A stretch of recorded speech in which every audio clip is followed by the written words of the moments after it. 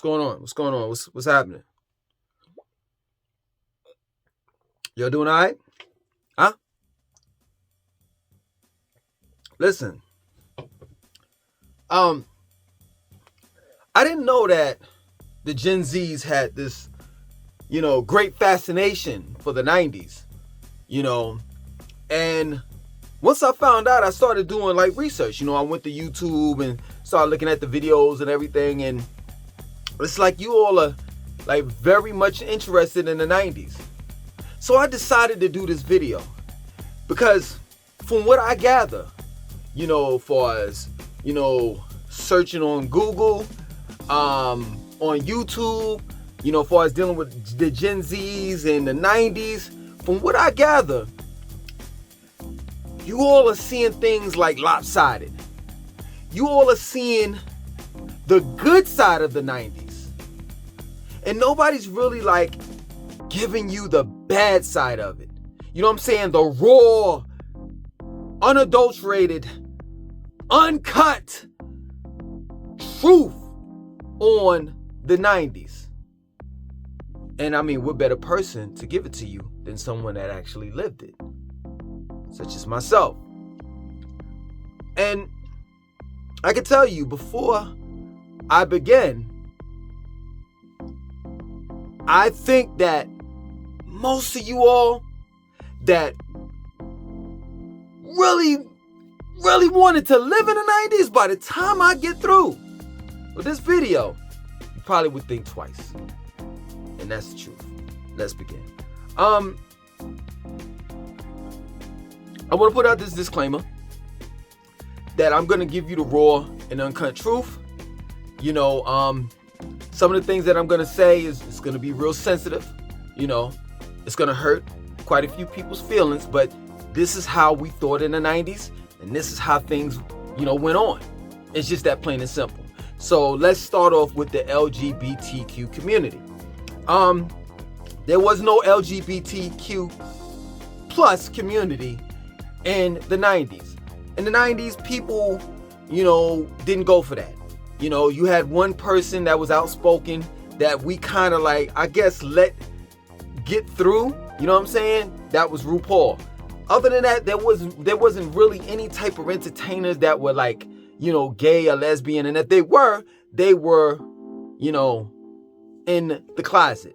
I had a uncle by marriage, an uncle-in-law, that was gay. And he would come to the cookouts. He wouldn't bring his boyfriend, to the cookouts. We all knew that he was gay. He was very feminine, but yet and still he looked like a man.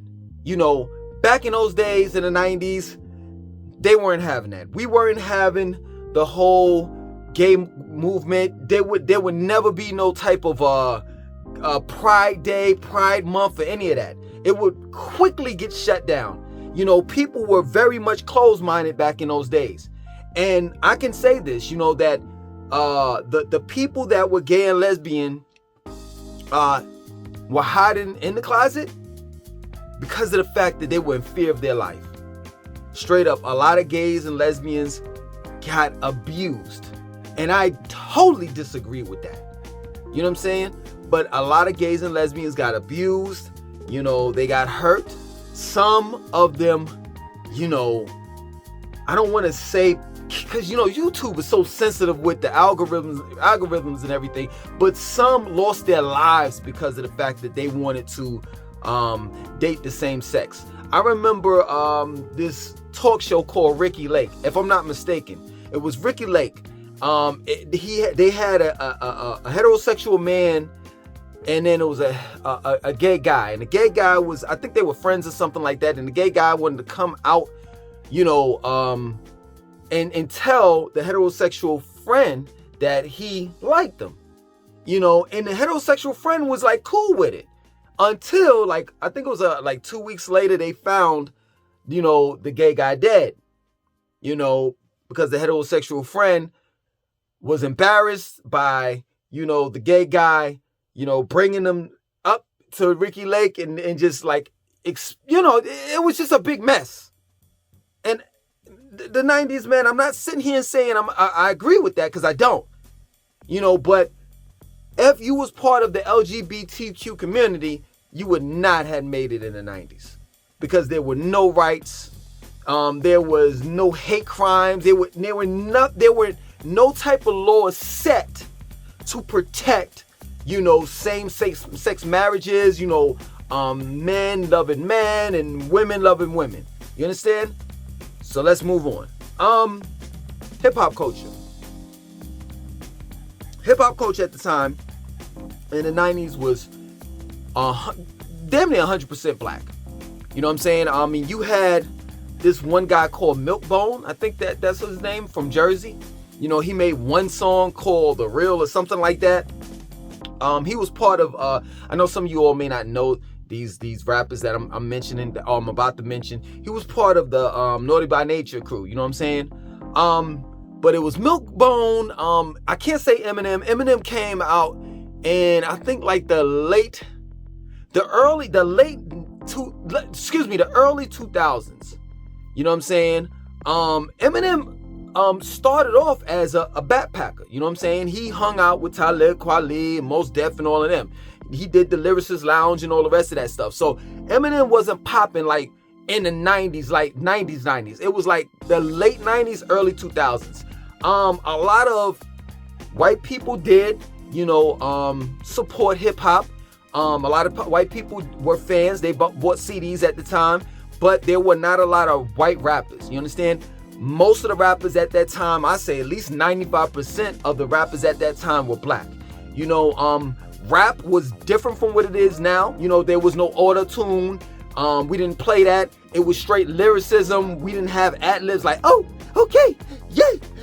We didn't have none of that. We didn't have mumble rap. It was straight up real lyricism. You had to be a lyricist back then. A real MC. If you brought that, and like I said before, I'm just being real with you. I told you all that you might get a little sensitive on the things that I'm saying, but it's just the truth. If you brought that bullshit on the stage, mumbling and all of the stuff that a lot of people get away with now, you would have got carried out in a stretcher. Because at that point in time, hip hop was real. It was real. You understand? And you had groups like Wu-Tang Clan, Brand Nubians, A Tribe Called Quest, De La Soul, with overall native tongues. You had Queen Latifah. At the time, Queen Latifah was very political. She was very much black. She was into her culture. You know what I'm saying? You had Moni Love. You had KS1, BDB Productions. You had Big Daddy Kane, Leaders of the New School, Busta Rhymes, when Busta Rhymes was small and he had dreads. You know what I'm saying? You had an array or a diverse amount of MCs that was talking about some of everything. At that point in time, hip hop was our social media. So when you want to wonder why the Gen X's or Generation X's or your mothers and fathers are so passionate about hip hop, it's because at that point in time, hip hop was our social media, and to quite a few of us were our fathers. You know what I'm saying? Because the generation, which is Generation X, I come from, a lot of our fathers, left out our lives. We are a product of the Reagan era. You know what I'm saying? Reaganomics. I don't know if you all know that. Look it up. Look up what happened in the 80s, how, I don't want to get political with it, but your man George Bush and Reagan, what they did, in the inner city. And it actually, what happened is it galvanized hip hop. You know what I'm saying?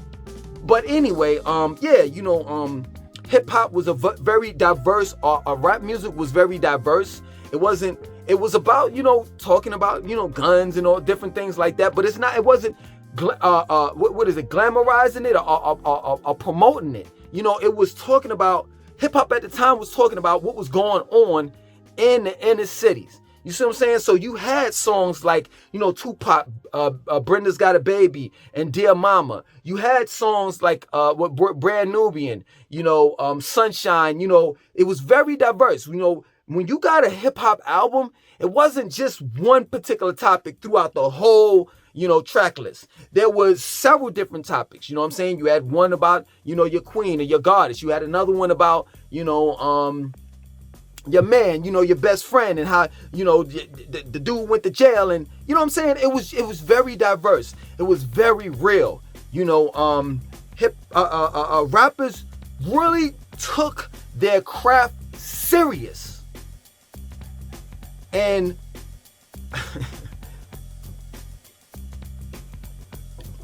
you had organizations that influenced hip hop at the same time, like the 5% Nation, Nation of Gods and Earths. You see what I'm saying? The Nubians, Dr. York at that point in time, people were reading his books. One of them being me, myself. He influenced Stetson Sonic. Your peoples that made Peach Fuzz. If you are familiar with MF Doom, he was part of that group. I forgot his name. Forgot the group's name. You know what I'm saying? You had Big Daddy Kane that was 5% of Nas, Wu-Tang. At that point in time, we was all about knowledge of self. We rebelled, against the system. You see what I'm saying? We rebelled against, what they were teaching in school as far as dealing with black people, because at that time, I don't know if they're doing that now, but at the time, they had whitewashed all, history.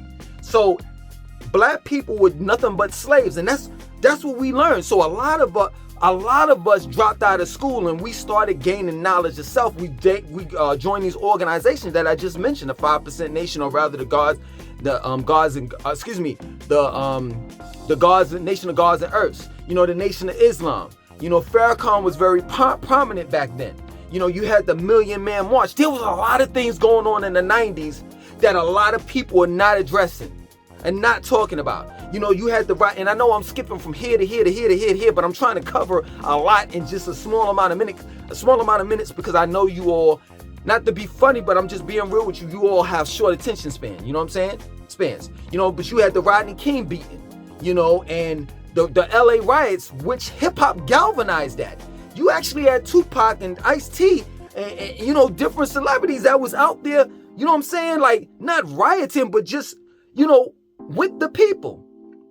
But at that time, they was calling us, thugs for tearing down our own neighborhoods and our own businesses.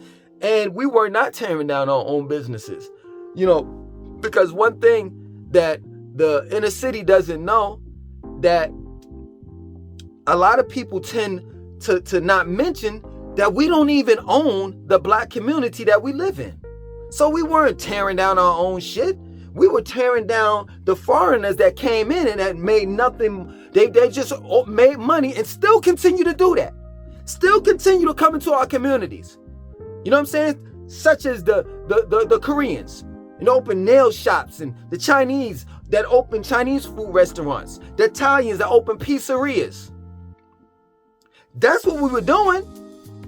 You know what I'm saying? You had the not only the Rodney King thing, that was a big situation. You had O.J. Simpson, and a whole situation with him being chased after the cops, and he's driving this white suburban Chevrolet, I think that's what it was, down, you know what I'm saying, the LA highway or whatever. That was a big thing. Johnny Cochran holding up the glove, Johnny Cochran holding up the glove, and said, this was like the infamous saying, if it don't fit, you must acquit. There's a lot of things going on in the 90s that they fail to tell you all. They fail to tell you all. You understand? You had the East Coast versus the West Coast. You know what I'm saying? You had to choose sides. And the crazy thing about it is, the hip hop culture didn't push that. We loved, Snoop Doggy Dogg. You know what I'm saying? On the West Coast. I listened to Ice Cube. You know what I'm saying? I was one of the first ones that bought the NWA album. You know what I'm saying? And when they was wearing the LA Raiders all black jackets and the fitted caps, not the fitted caps, but the regular caps and shit. I was one of the ones that got the LA Raiders jacket, the reversible joint. So on the front part was like all black, and then you would turn it inside out and it would be all gray with the emblem right here on your chest. We love the West Coast. You know what I'm saying? And the West Coast loved us. But white media pegged us against one another. You know what I'm saying? So you had to choose sides, whether you wanted to choose Tupac on the West Coast or whether you want to choose, Biggie on the East Coast. And I never forget the Source Awards where Snoop Doggy Dogg sat up and said, the East Coast ain't got no love for Snoop Dogg. And Dr. Dre, what F the East Coast? I never forget when Snoop Doggy Dogg crushed the buildings in that video called New York, New York. And then Mobb Deep came back and made a song called LA, LA. These are the things that they're not telling you about.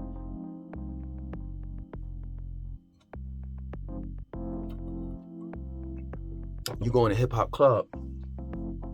And NY, oh man, NY was infamous for that. Dirty South, the Dirty South, I've clubbed in both. I've clubbed up in New York and I've clubbed in down south. Totally two different cultures. In New York, of course, you ain't walking in there with your blicky and all of that. But you know what New Yorkers were doing? They was carrying around razors in their mouth. You know what I'm saying? I would show you all, but I know that YouTube is probably gonna dead this video. But you had a blade in the side of your mouth. Puerto Ricans were infamous for that. But I tell you what, go to the movie called Above the Rim. Tupac, he shows you how he did it. He went and had the blade like that. But I had one in my mouth too. You know what I'm saying? And you get into some, some shit or whatever. Next thing you know, $150 across your face. You see, the whole thing with the academics, DJ Academics and him talking about how, the pioneers of hip hop were dusty and all the rest of that. He couldn't have said none of that shit back in the 90s. You want to know why? Because the 90s dudes, this is my word. I'm not trying to be violent or I'm just telling you. I told you all y'all might get sensitive. But the 90s dude would have wrote in cursive $150 across his face. And it's just that plain and simple. It was a real rough time, man. You know what I'm saying? We wore construction boots, Tim boots. I remember one of my friends had these Gore-Tex boots, right? They were kind of like ski. They weren't kind of like, they were ski boots, Gore-Tex, right?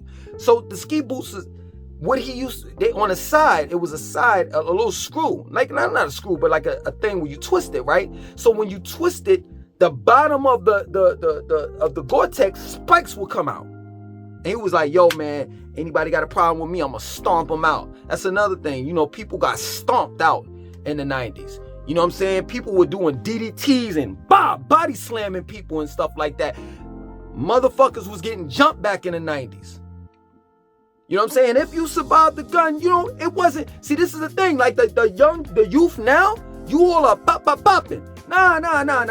See, in the 90s, we gave you the option. Oh, you could get your ass kicked, or you can get the blicky. Which one you want? And this is what I'm trying to explain to you all. I'm not trying to be no asshole. I'm not trying to be this old head that says, oh, you couldn't make it and you get. No, I'm just trying to give you that picture so you can be able to determine yourself. Would you have made it in the 90s? Would you have really want to live in that type of environment? Straight up. Where the women wore, see, this is the thing, y'all, it's the culture.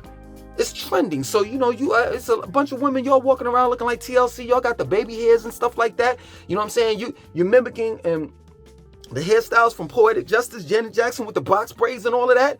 The 90s is coming back. The tight pants is done up. The trend now is like the loose fitted baggy pants. Yeah, it's cool to look like the 90s. But could you live in the 90s? Is the question. Because back then, we kept it real. It wasn't no fake. It wasn't no fakeness. You couldn't be around people faking it. The way y'all smoke weed now, you blow. This is how you do it. You blow it out. No. You couldn't do that.